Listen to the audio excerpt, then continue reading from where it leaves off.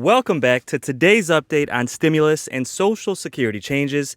Today, we're going to do an update on the $1,000 stimulus payment that Bernie Sanders is trying to include in this stimulus package. We also have huge updates regarding a vote that Nancy Pelosi is going to hold tonight that will have a massive impact on that package as well. So let's discuss the details in this video. But before we do, don't forget to like this video and subscribe. I also have a second channel, so if you could do me a huge favor, click on the link that's in the description of this video. Go ahead and subscribe to my second channel. I'm going to be giving away a stimulus check on that channel just as a thank you for supporting my work.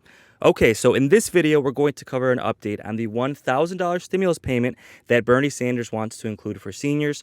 We're also going to do an update on a vote that Nancy Pelosi is going to hold tonight, which will have a huge impact on the next stimulus package. But first, let's do a quick update on daily trending news. Today, we have a huge update regarding Social Security and the COLA adjustment for 2022. Now, experts have been saying that this is going to be the largest COLA increase in about 40 years, specifically since 1982. Now, this is tied in with inflation, and the Social Security Administration will take into account inflation data up to September. Now, we won't actually have that data until October, so the official number for the 2022 COLA adjustment won't be released until October, but experts are now saying that that is going to be about 6%. It will partly depend on what inflation was in September, but experts agree that it's going to be about 6%. Now, this expectation did drop a little bit. Last month, they thought it was going to be 6.2%, and with inflation coming in a little bit low last month,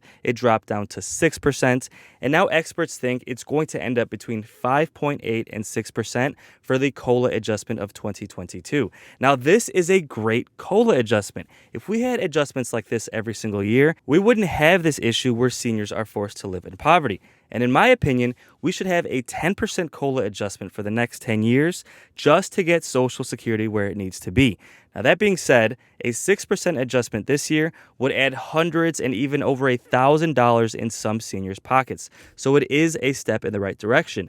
Now, the official adjustment will be announced in a few weeks, so don't forget to subscribe, and I will keep you posted as soon as we have the exact number for what the 2022 COLA will be. Now, also in trending news, which will have an impact on the stimulus package, is the fact that the government is about a week away from a shutdown unless they can pass a vote to increase the debt limit. Now, this seems to happen every couple of years, but this time things are a little bit worse because the debt limit vote is tied in with the stimulus package. And of course, anytime two things are tied in together in Congress, it makes it even harder to get passed. Now, Nancy Pelosi is set to hold a vote tonight at 5:30 p.m. Eastern to try and approve an extension until the end of September to make sure the government remains being funded and it will not shut down. Now, this does affect Social Security benefits as well, because if the government shuts down, the federal government will have to decide which programs continue to get paid and which programs don't. Technically, Social Security payments could be frozen until the debt limit is increased. Now, experts don't think that's likely. Experts think that Social Security benefits is one of the last things that will be frozen, but it is something that potentially could happen. So a government shutdown is something we do not want to see, especially because seniors could potentially be affected. Now, how is this relating to the stimulus package? Well, it all comes down to politics and political leverage. See, usually Republicans and Democrats vote together in a bipartisan way to increase the debt limit. This is one of the few things that are done in a bipartisan fashion. Well, now Republicans are saying they're not going to vote for this, and they're trying to force Democrats to pass a debt limit increase using budget reconciliation. Now, of course, Democrats don't want to do that because including the debt limit increase into the budget reconciliation, which is also the stimulus package, will make it more difficult to approve the stimulus package. And this is exactly what Republicans want. See, Democrats are already having a hard time agreeing on what's going to be included in the stimulus package. Will they have stimulus checks? Will they have the $1,000 stimulus check for seniors? Will they have an expansion of Medicare? These are all things that Democrats are having a hard time agreeing just to include in the stimulus package. Now, if you add on top of that a debt limit increase, Democrats are going to disagree even more. On top of that, Democrats would then have the full blame for increasing the national debt. This is something that Republicans can use next year during the elections and say, hey, Democrats are increasing the debt. They're turning us into Venezuela. They're turning us into a socialist country. And that is something Democrats don't want. This is why usually both Democrats and Republicans come together and vote on a debt limit increase, basically so they can both take the blame, and neither side can blame the other when it comes to elections. See, a lot of this comes down to being reelected. And in 2022, both the House and the Senate have a lot of seats up for re-election, and Democrats are worried that if they lose too many seats, Republicans can take control of both chambers, leaving Biden as a sitting duck president for his last 2 years in office. Now, technically, this extension for the debt ceiling needs to be done by October 1st. And all of this is happening as Democrats are trying to approve the next two stimulus packages, the Physical Stimulus Plan and the American Family Stimulus Plan, which Biden is now calling the Build Back Better agenda. And we have Bernie Sanders trying to include a $1,000 stimulus check for seniors to help them pay for medical expenses. Now, it's not quite clear exactly who would qualify for these payments, but it does seem that everybody on Medicare would receive a $1,000 stimulus payment, and potentially anybody on SSI and SSDI as well, but we're still not sure if that group of people would be included. Now, as Bernie Sanders is pushing to include this $1,000 stimulus check, Nancy Pelosi is trying to keep her promise that she made to moderate Democrats to vote on the physical stimulus plan. If you remember last month, the only way Nancy Pelosi was able to get moderate Democrats on board to do the American Family Stimulus Package was if she promised to bring the physical stimulus package to a vote on September 27th, which happens to be today as I'm recording this video. So currently we have three things that are all intertwined. We have the American Family Stimulus Plan, which could include direct stimulus checks. Then we have the Physical Stimulus Plan, which moderate Democrats want to get done today. And then we also have the debt ceiling increase, which has to get done by October 1st, or parts of the government could get shut down. Now, how are all of these things tied in?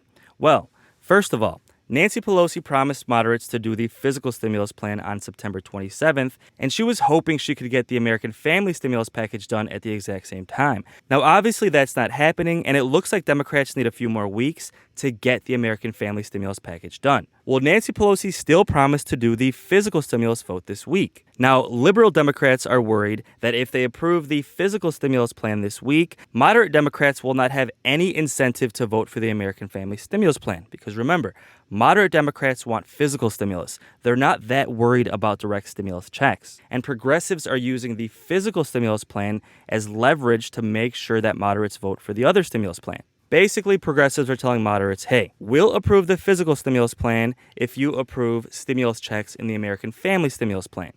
This is why Nancy Pelosi wants to get both done at the exact same time. So in a perfect world, they would vote to approve both at the same time. That way, both sides would have a guarantee that stimulus checks are being done and physical stimulus is being done as well. Now, the problem is Nancy Pelosi promised moderates to do the physical stimulus vote this week, and we're still nowhere close to getting the American Family Stimulus Package done. So it's looking more and more like these two packages are going to be disconnected. And it does seem like Nancy Pelosi is going to keep her promise and vote for the physical stimulus plan this week. The problem is progressive Democrats don't want to vote for that one because they're worried that we then won't get the stimulus checks. Then we also have to take into account the debt ceiling vote. Since Republicans say they won't vote for the debt ceiling increase, Democrats' only leverage is the physical stimulus plan. See, Republicans do want this physical stimulus plan to get done. So it's looking more likely like this week, Nancy Pelosi will tie in the debt ceiling increase with the physical stimulus plan, use that as leverage to get Republicans to vote for the debt ceiling increase so that this week the government will not shut down and they'll approve the physical stimulus. Now, the only issue here is that leaves out the American Family Stimulus Plan, which is the one that is supposed to have stimulus checks. So the difficulty with that option is that now liberal Democrats would have less leverage over moderate Democrats to get stimulus checks sent. So that's really, really bad. But the physical stimulus plan is the only leverage that Nancy Pelosi has over Republicans to get them to vote for the debt ceiling increase. And we need that to get done. Otherwise, the government couldn't shut down and Social Security benefits could potentially be frozen. So you see, this is a really, really big week for stimulus. Now, tonight on September 27th, Nancy Pelosi is holding a vote on the debt ceiling, and she is going to try and get Republicans and Democrats to approve an extension of the debt ceiling until the end of September, just to give them a little more time to get this done. Now, this vote is going to have a huge impact on stimulus, because if they don't get the votes to extend the debt ceiling, Nancy Pelosi is probably going to have to use that plan where she includes the infrastructure vote to get Republicans to approve the debt ceiling increase and at the same time approve the physical stimulus plan to make Republicans happy. When they vote tonight, if Nancy Pelosi can get Republicans to vote yes, she won't have to use the physical stimulus plan as leverage, and she'll still be able to tie that in with the other stimulus plan to try and get stimulus checks done.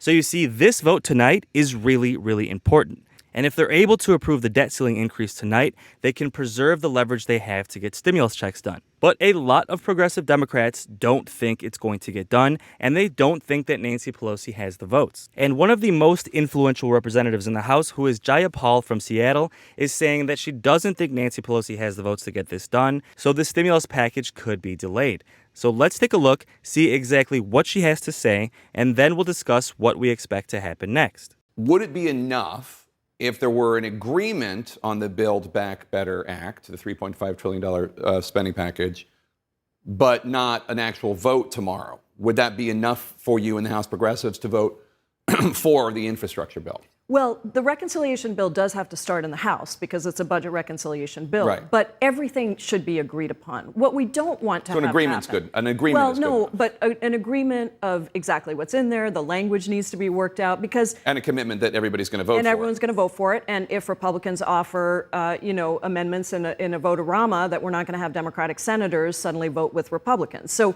the idea here is, unlike many other bills, many other times that we do this, where the House passes a bill, it's not necessarily something that the Senate can do. The Senate then goes and passes their bill, and then we conference or we have back and forth. This is a pre-conferenced bill, which means everybody in the Senate and everybody in the House has to agree on every piece of it. But Pelosi says that she's bringing the infrastructure bill, the bipartisan bill, to the floor of the House tomorrow for consideration. Are you going to vote for it or against it? I don't believe there will be a vote. I mean, the Speaker... You don't think there's going to be a vote tomorrow? I mean, the Speaker is an incredibly good vote counter, and she knows exactly where her caucus stands, and we've been really clear on that. The votes aren't there. She's not going to bring it up. The votes aren't there. So I don't think she's going to bring it up, but I think the urgency is important. I mean, this, in some ways, the fact that this is there has finally provided the urgency for senators to engage in reconciliation, for the president to really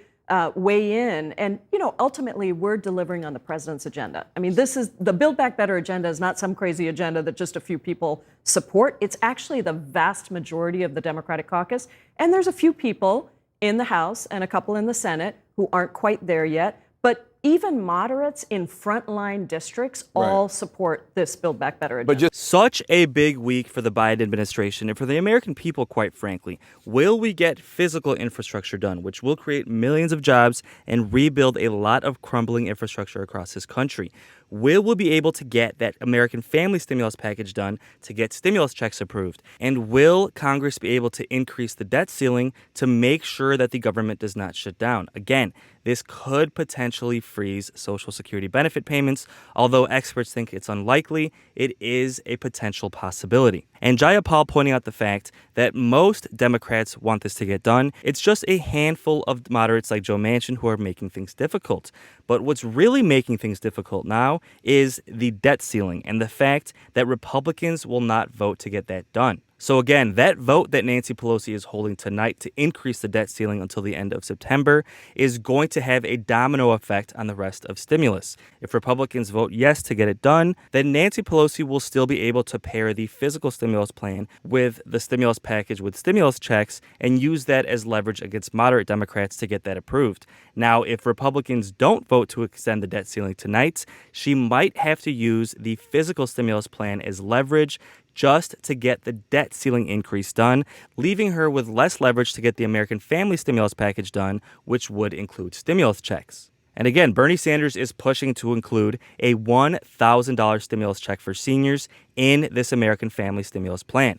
So guys, with that said, we should have a lot of updates in the next couple of days. Don't forget to subscribe, and I will keep you posted on the next 2 stimulus packages, Social Security changes, and daily news updates as well. So thank you so much for watching, and until the next video, take care and have a great day.